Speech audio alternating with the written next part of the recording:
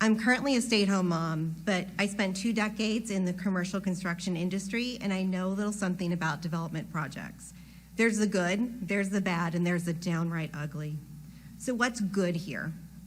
If you believe the developer, there's a whole lot of good coming to Spotsy in the way of tax dollars. But how do we trust their projections? They haven't even done the studies that will expose the most major of expenses. I'm not willing to put blind faith in their flimsy promises of a financial windfall to the county. They can't back up their numbers. So what's bad here? Well, that's a doozy. It's overwhelming to try to communicate the bad because there's just so much of it. I mean, water quality, boating safety, the risky well and septic plans, the burden of an already stressed EMS, fire, police, and medical services. So what's the ugly here? The ugly is what this looks like when it fails. This is not a viable business plan. Who built an RV resort on the very portion of a lake that has a no swim advisory for the majority of the calendar year?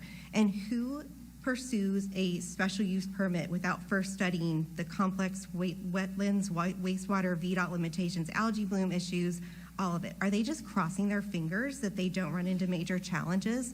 What are they thinking? Ultimately, the ugly in the good, bad, and ugly is when this project is decommissioned. How on earth does this property get restored back to its existing conditions, and who pays to decommission when this fails? The tragic death of Barry Jett really requires that this vote be delayed. Mr. Jett would have represented the Livingston District, and if you vote on this tonight, positively or negatively, it moves forward to the Board of Supervisors, and his seat is vacant. Yes, the park will generate some income to Spotsylvania, but if you look at it realistically, it will be much less than what 12 potential lots with homes, taxes, and personal property taxes would generate for the county. I strongly believe that the tourism generated is way overstated. If an RV comes from the north, they'll pass through Culpeper for gas on the way in and out. From the west, Orange benefits. From the south, Louisa benefits. Even if they come in from the east on Route 3, the best place to buy gas is the Sheets at the corner of 3 and 20. That's in Orange County. The nearest 3 groceries are in Louisa. There's only 1 restaurant nearby in Spotsylvania at Hunter's Landing. The rest are all in Louisa, Orange, and Culpeper. And nobody in their right mind is going to fight the traffic going in and out on Route 3 when there are so many other choices.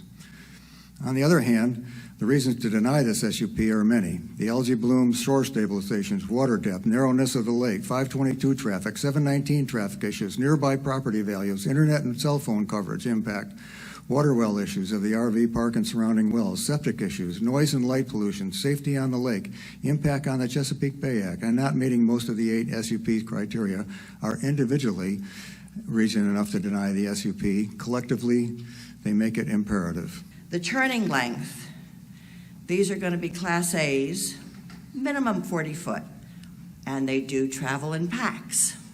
We all go camping. We go with groups. You put 3 Class A's in a turning lane, that's 120 feet, just bumper to bumper. Let alone you got log trucks coming up the road. They don't know where they're going. Second thing, 719, emergency entrance exit only. Well, let's see. We've got a marina, snack shack, bait shop, poolside clubhouse, tiki bars. Do we think the delivery trucks are going to go through the main entrance? I don't think so. Poor 719. If anybody's traveled it regularly, it ain't fun. We bought our property specifically for its quiet tranquility among peaceful farmlands and single-family homes, knowing that it was zoned and protected by law for non-commercial use. We wanted an alternative to the ever-encroaching commercialism, noise, and pollution that has relentlessly invaded so much of today's life.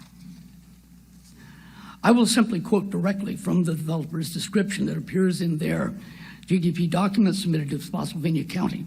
Here is what they intend to build if the SUP is approved. 300 RV campsites, community center, lounge, restaurant, recreation and fitness center, 4 pickleball courts, 50-foot by 100-foot sports court, 2 tiki bars, 2 hot club facilities, large pool, kiddie pool, pool clubhouse, concessions facility, 6 restroom facilities, 4 community bathhouses, 4 laundry facilities, 3 community campfire rings, 2 large playgrounds, 2 amphitheaters, 2 dog parks, dual boat launch, 49 covered boat docks and slips, piers, slides, water play units, boardwalk over wetlands, marina snack shack, bait shop, and food service. To even a casual observer, this describes a full-blown amusement park, an amusement park with transient renters, which does not belong in a rural zone neighborhood of farms and single-family homes.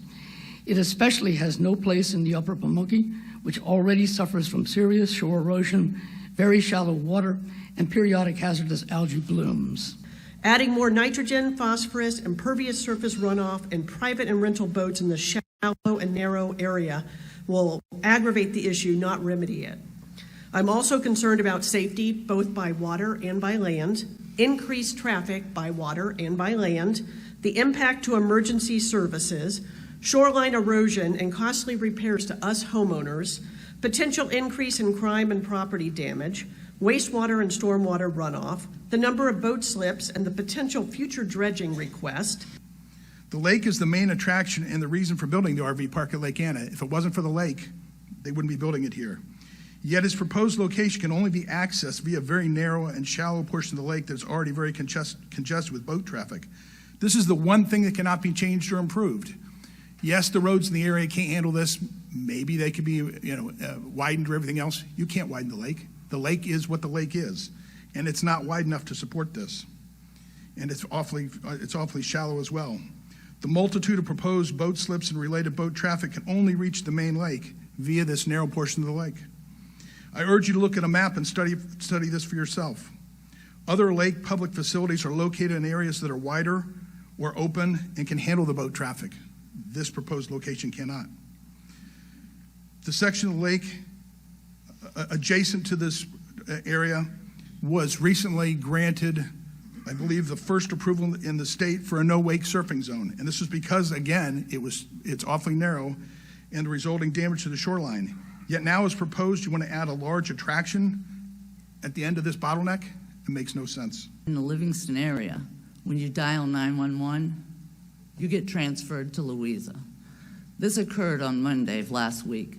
Our neighbor fell in the middle of our street.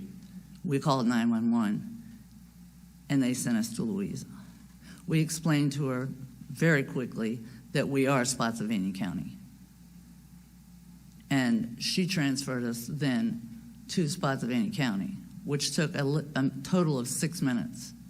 And within 6 minutes, you could lose your life. And the lady did have a head injury.